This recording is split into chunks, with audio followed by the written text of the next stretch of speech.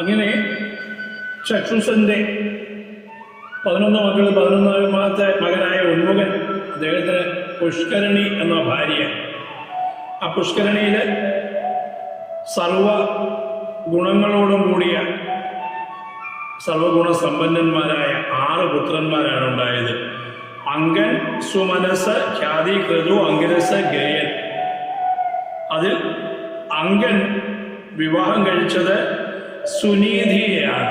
മൃത്യുവിൻ്റെ സഹോദരിയാണ്. മൃത്യുവിൻ്റെ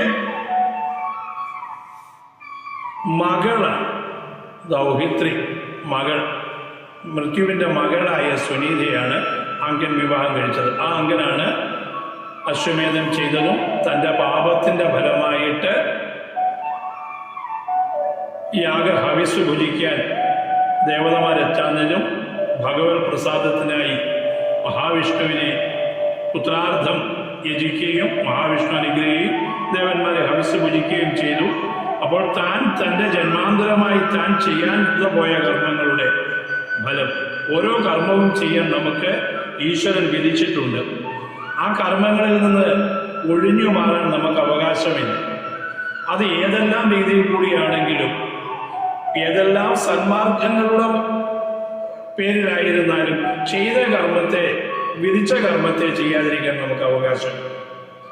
ഇന്നത്തെ കാലത്ത് സന്യാസവും മറ്റുമൊക്കെ കർമ്മങ്ങളിൽ നിന്നുള്ള ഒരു ഒളിച്ചോട്ടമായിട്ട് പലരും സ്വീകരിക്കുന്നുണ്ട്. അവരാണ് ആ വഴിയിലൊക്കെ ആ പന്ഥാവിന് തന്നെ ദോഷത്തെ നൽകുന്നത്. ജീവിതം ഒളിച്ചോടിയിട്ട് ജയിക്കാനുള്ളതല്ല. ഗൃഹസ്ഥ ജീവിതം ജയിക്കാൻ സാധിച്ചില്ല എങ്കിൽ പിന്നെ ആധ്യാത്മിക ജീവിതം വിജയിക്കാനും സാധിക്കുകയില്ല. അത് നമുക്ക് അങ്കൻ്റെ കഥയിൽ കൂടി വ്യക്തമാക്കി തരുന്നു. എന്തായിരുന്നാലും അങ്കന് മൃത്യുവിൻ്റെ മകളായ സുനീതിയിൽ ഭഗവത് പ്രസാദമായി കിട്ടിയ ഹവിസ് ഭുജിച്ച് ഒരു കുട്ടി ഉണ്ടാകുകയാണ്. ആ കുട്ടിയുടെ പേരാണ് വേനൻ. ആ വേനന്റെ കഥയാണ് ഇനിയും പ്രഖ്യാപിക്കാൻ പോകുന്നത്.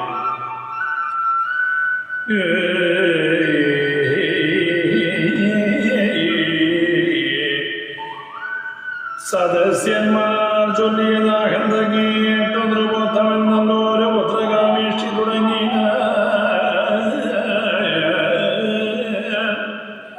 തത്ര കച്ചു ദിവ്യപുരുഷനെ പൊഴുതായ കുണ്ഡത്തിൽ നിന്ന് അവൻ തന്നുടെ ഹസ്തേ പരിപൂർണ പൊൻപാത്രമായ സമധ്യാതരീന ഓതാവു കൈക്കൊണ്ടുടൽ പൃഥ്വീശനമു കൊടുത്തിരു. ഭൂപതി സത്തവൻ വാങ്ങി ഹർഷാതിശയാത്മനാസത്തുരഞ്ജമേ അതിനെ സുനീതയാം ഭക്തിക്കു നൽകിയതങ്ങവളെന്തതാ വാങ്ങി പരിചോടശിച്ചു. ഭർത്താവിനെ താങ്ങി പുണർന്നു ലഭിച്ചിട്ടു ഗർഭമോ വേനനിങ്ങനെ പേരായി ഒരു സൂനു തന്നെ അവൾ പെറ്റുടനായി. അവൻ മൃത്യുവിൽ ദൗഹിത്രനാകയാലോ. അങ്കന്റെ ഭാര്യ സുനീത മൃത്യുവിന്റെ പുത്രി, ദൗഹിത്രൻ പുത്രിയുടെ പുത്രൻ. മൃത്യുവിന്റെ സഹോദരി മകളാണല്ലോ. പിന്നെയോ തനിക്ക് ഉത്ഭവിക്കാനുണ്ടായ ഹവിസ് സങ്കല്പം ചെയ്യാതെ പോയ കർമ്മങ്ങളുടെ പാപഫലങ്ങളെ പ്രതി ഉള്ളതായതുകൊണ്ട് അങ്ങനെ സങ്കല്പം കൊണ്ട് അശുദ്ധവുമായിരുന്നു. മൃത്യുവിൽ ദൗഹിത്രനാകയാലും തനിക്ക് ഉത്ഭവം ഹവിസ് ഏറ്റവും അശുദ്ധമായി വർദ്ധിക്കയാലും അധാർമികനായ ചമഞ്ഞത്രയും കശ്മലനായ ചെറിയ നീ.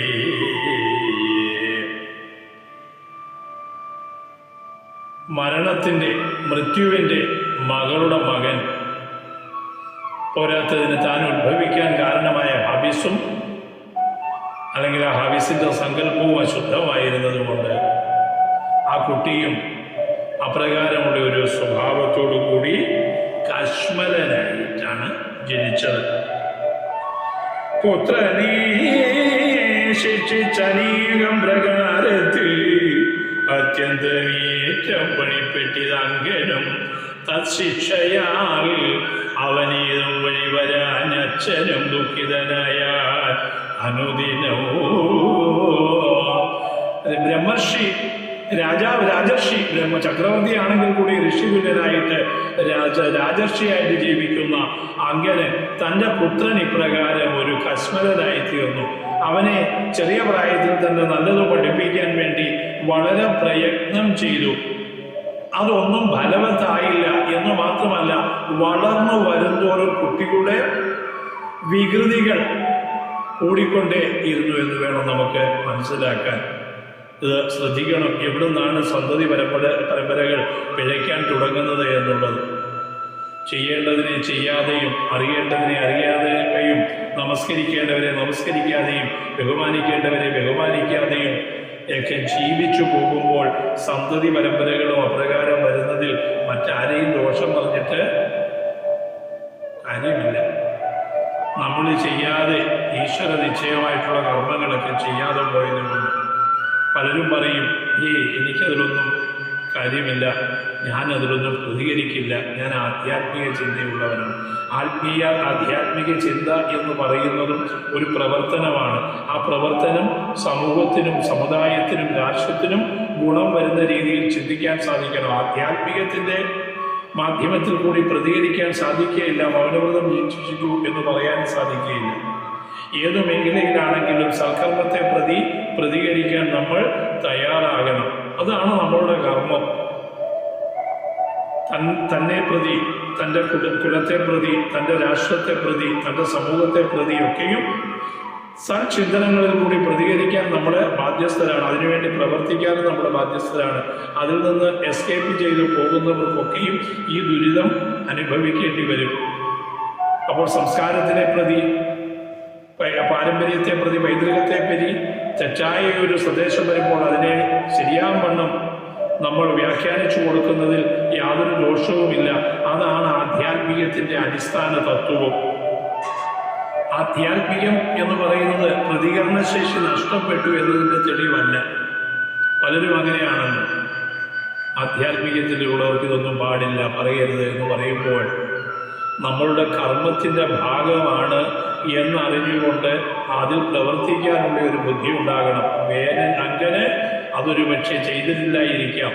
ഇപ്പോൾ അദ്ദേഹം രാജർഷിയാണ് എന്നതുകൊണ്ട് താൻ ചെയ്യാതെ പോകുന്ന കർമ്മങ്ങളുടെ ഫലങ്ങളെ അനുഭവിക്കാതിരിക്കാൻ വിധിക്കുന്നില്ല. അത് അനുഭവിച്ചേ അടങ്ങുള്ളൂ. അത് സ്വരൂപം പ്രാപിച്ച് തൻ്റെ മുന്നിൽ സന്തതിയായിട്ട് വന്ന് തന്നെ ദുഃഖിപ്പിക്കുന്നു. അങ്ങനെ പുത്രനെ വേണ്ട വിധമൊക്കെ ശിക്ഷിച്ചെങ്കിലും, ശിക്ഷ എന്നതുകൊണ്ട് വിദ്യാഭ്യാസ സമ്പ്രദായത്തെയാണ് ഉദ്ദേശിക്കുന്നത്. ശിക്ഷ എന്നതുകൊണ്ട് വിദ്യാഭ്യാസം എന്നാണ് ശരിയായ വാക്ക്. മലയാളത്തിലുള്ള ശിക്ഷ പണിഷ്മെന്റ് എന്ന് പറയുന്ന ഒരു ശബ്ദമല്ല.